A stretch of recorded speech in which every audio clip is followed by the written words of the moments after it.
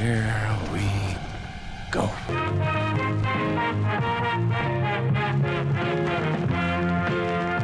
All in Good Time is a short film that was directed by Lance Steen Anthony Nielsen and written by MauLer. It's about two men who have a battle of wits while one is staring down the barrel of a gun. Or something like that. Okay, I reviewed Rogue Elements, Shelby Oaks, Iron Lung, and Milk and Cereal by Curry Barker. I figured it's MauLer's turn to step up to the plate. I am always scouring YouTube for a strong new voice that can captivate my imagination. So how does MauLer do? The picture is told entirely in some type of warehouse. There's four people blindfolded and tied to chairs. There's a guard flunky kind of guy who removes the blindfolds one by one, and the ringleader of this sequence is shooting them all one by one from right to left. The first guy begs for his life, but he gets shot in the head. The second one is a woman who says she has secrets she can share, but then she is also shot in the head. For some reason, when they get to the third guy, the ringleader named the Boss decides to skip him. They go to the fourth one, and he begs for his life like the other two. This one gets shot in the chest 3 times. The Boss and his muscle, named the Heavy apparently, circle back to the third one. When they remove the blindfold, the Boss attempts to shoot him, but the gun jams. Instead of using Heavy's gun, the Boss insists on the gun being fixed, and tells the other guy to clean up the dead bodies in the room. The mysterious fourth man didn't flinch or bat an eye at the gun being fired. I already have one question. Why did the Boss give the others time to beg for their lives, but with this fourth guy, he didn't give him any time before he attempted to blow him away? Don't know! What proceeds is a conversation between the prisoner and the Boss. The prisoner seems unfazed by anything, and the Boss is apparently an heir to some kind of crime family, as they both mention his father multiple times. Okay, let me begin by asking another question. Between this and Rogue Elements, who does the color grading for these films?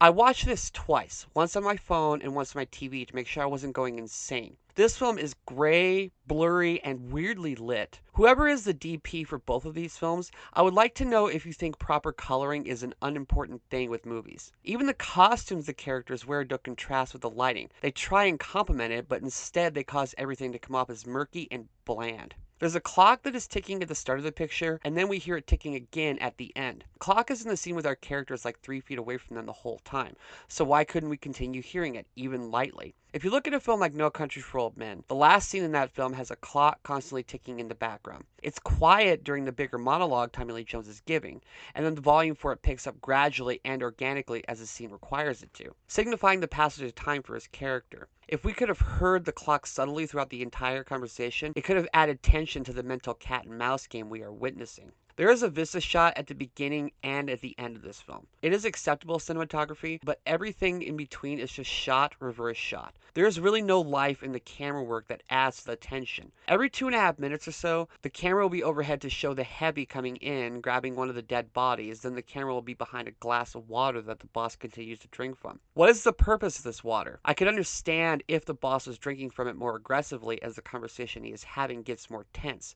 and maybe he is beginning to worry about the substance of what his verbal opponent is saying, but instead it just seems to be there as a prop and nothing more. Okay, I put it off for long enough. Let's talk about the writing, which is why we are all here. I honestly think this writing is pretty bad, but it is better than Rogue Elements, which is constant exposition followed by cheap one-liners. The dialogue between the two men in this film is stilted and has no organic escalation. There is no advancement in the conversation.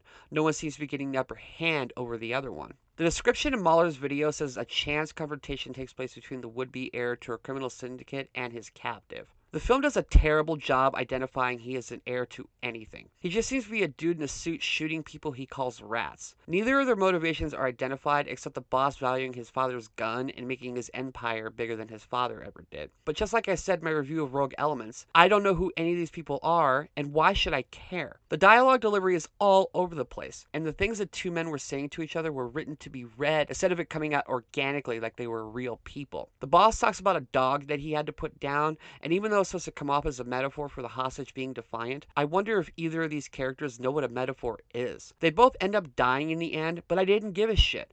Was this some kind of avenging plot from the captive against the Boss? Was he hired to kill the Boss? Is this a setup for anything larger going forward?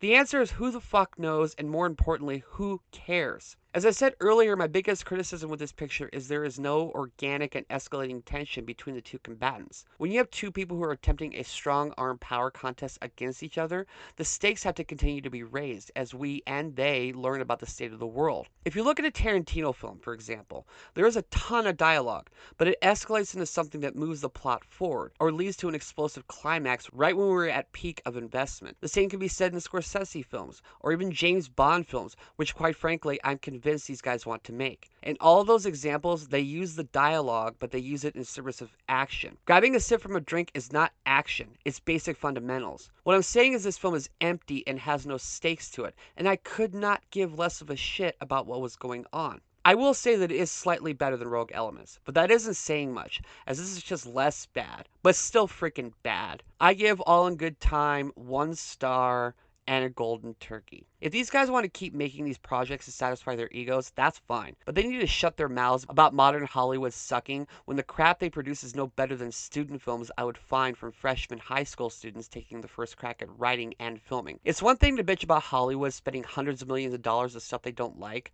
but they are taking money from legit regular people and sharding out slop like this. That is more gross to me than any Hollywood bomb I can think of. Disgusting. And that is my review. Thank you so much for watching. If you like this, please like and subscribe. Here's links to my other videos. Follow me on social media if you like. And until next time, I am Ghost.